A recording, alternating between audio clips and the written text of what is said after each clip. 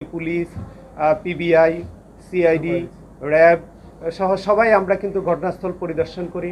একাধিকবার আমরা ঘটনাটাকে পর্যালোচনা করি কিভাবে এই ঘটনাটা সংঘটিত হয়েছে।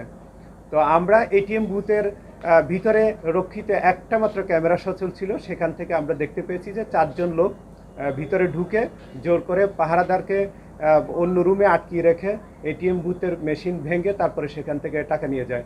আপনারা দেখেছেন এখানে যে পেশাদার চক্রটা ভিতরে ঢুকেছে তারা স্প্রে মেশিন নিয়ে ঢুকেছে।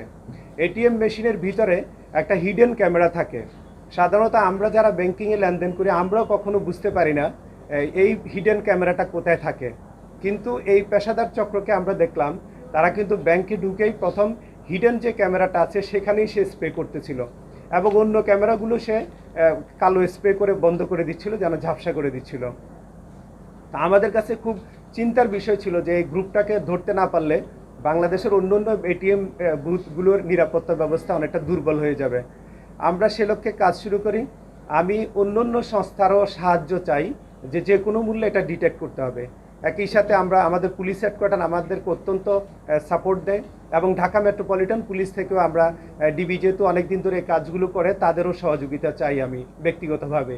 তারই ধারাবাহিকতায় ঢাকা মেট্রোপলিটন পুলিশের ডিবি আমাদের সাথে কাজে যোগ দেয় এবং তারা আপনারা জানেন যে গত পরশুদিন হবিগঞ্জ থেকে 3জন আসামিকে ধরে আমাদের কাছে ইতিমধ্যে হ্যান্ডওভার করেছে এবং গতকালকে এই বিষয়ে ঢাকা মেট্রোপলিটন পুলিশের যুগ্ম কমিশনার ডিবি মহোদয় এই বিষয়ে বিস্তারিত আমাদের মিডিয়ার কাছে উপস্থাপন করেছে।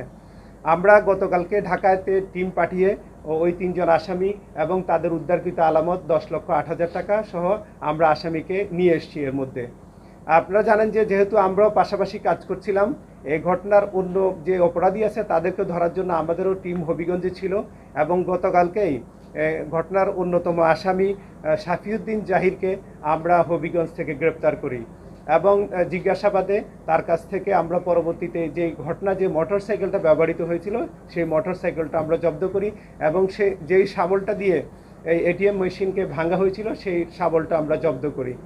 তো এখন আমরা 4জনকে একসাথে কথা বলেছি। আমরা যেটাকে জানতে পেরেছি এই অপরাধীর সাথে 4জনই জড়িত ছিল, এর বাইরে কেউ জড়িত ছিল এখনো পর্যন্ত পাওয়া যায়নি। এই অপরাধের মূল হোতা জাহির এবং শামীম দুজনই আসলে পেশাদার অপরাধী। তারা ইতিপূর্বে বিভিন্ন জায়গায় এরকম অপরাধ কর্ম করেছে, সেটা আমাদের তদন্তে ইতিমধ্যে বেরিয়ে এসছে।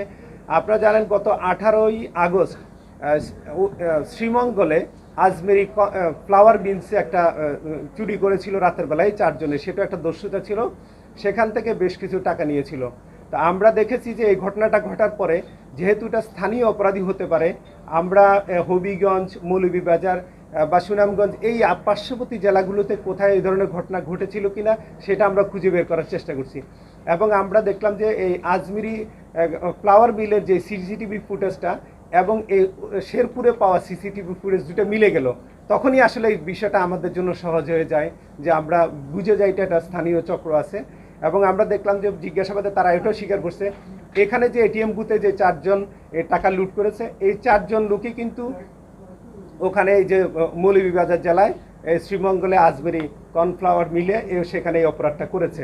তো ইতিপূর্বে 2013 সালে এই সিলেট শহরে শামীম এবং জাহির দুজনে একটা মোটরসাইকেল ছিনতাই করেছিল, এটা বলেছে। তো সার্বিক দৃষ্টিতে ঢাকা মেট্রোপলিটন পুলিশেরও যে অবজারভেশন যে এখানে যে শামীম সে দীর্ঘদিন ধরে বাইরে ছিল, এখান থেকেও সে দেশে আসে, তারপরে জাহিরের সাথে যুক্ত হয়।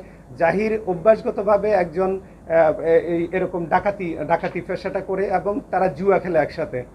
হবিগঞ্জে তারা বিভিন্ন অপরাধ কর্মের সাথে জড়িত। আমরা আরও একটু জিজ্ঞাসাবাদ করে তারা ইতিপূর্বে আরও কী কী অপরাধ করেছিল সে ব্যাপারে বিস্তারিত আমরা জানতে পারবো।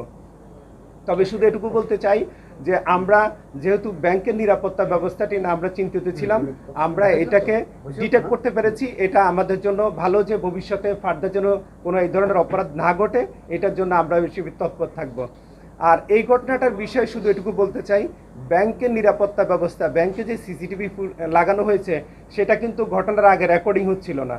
তা আমরা আমাদের অবজারভেশনগুলো ব্যাংক কর্তৃপক্ষকে জানিয়েছি। পাশাপাশি আরেকটা অবজারভেশন হলো ব্যাংকের উপরে কিন্তু ইউসিবিল ব্যাংকের শাখা ছিল, নিচে ছিল এটিএম বুথ। এটিএম বুথে এত টাকা 30 লাখ টাকা দেওয়াটা আসলে দরকার ছিল কিনা, যেহেতু উপরে ব্যাংক নিচে এটিএম বুথ, প্রায় তো টাকা দেওয়া যায় এখান থেকে টাকা শর্ট হলে। এক 2 নম্বর কথা হলো ব্যাংকের উপরে একজন অস্ত্রধারী পাহারাদার ছিল এবং এটিএম বুথে একজন অস্ত্রধারী পাহারাদার ছিল, কিন্তু আমাদের অবজারভেশন হলো দুজনই রাতে ঘুমাচ্ছিলেন, তাদের মধ্যে মিনিমাম সমন্বয়টাও নাই। তো ব্যাংক কর্তৃপক্ষ নিশ্চয়ই চিন্তা করবেন তাদের যে সিকিউরিটি গার্ডগুলো তাদেরকে মনিটর করা, তারা যেন রাত্রিকালে অন ডিউটিতে, তারা যেন জেগে থাকে, তারা যেন পাহারাদারের কাজটা যেন ঠিকভাবে করে। আর আমাদের দেশ যেহেতু ডিজিটালি আমরা এগিয়ে যাচ্ছি, তা আমি মনে করি যে ডিজিটাল নিরাপত্তার বিষয়টা আমাদের একটু আরও ভালো করে চিন্তা করা। আমরা সিসিটিভি লাগিয়ে রাখলাম, কিন্তু সিসিটিভি যদি মনিটর করা না হয় এবং সিসিটিভি রেকর্ড হচ্ছে কিনা সেটা যদি চেক করা না হয়, তাহলে আমাদের দুর্বলতা থেকে যায়। তা আমরা এই অবজারভেশনগুলো আমি ব্যক্তিগতভাবে লিখিত জানিয়েছি, নিশ্চয়ই ব্যাংক কর্তৃপক্ষ এবং অন্যান্য ব্যাংকও এই বিষয়টা ভেবে দেখবেন বলে আমরা আশা করছি।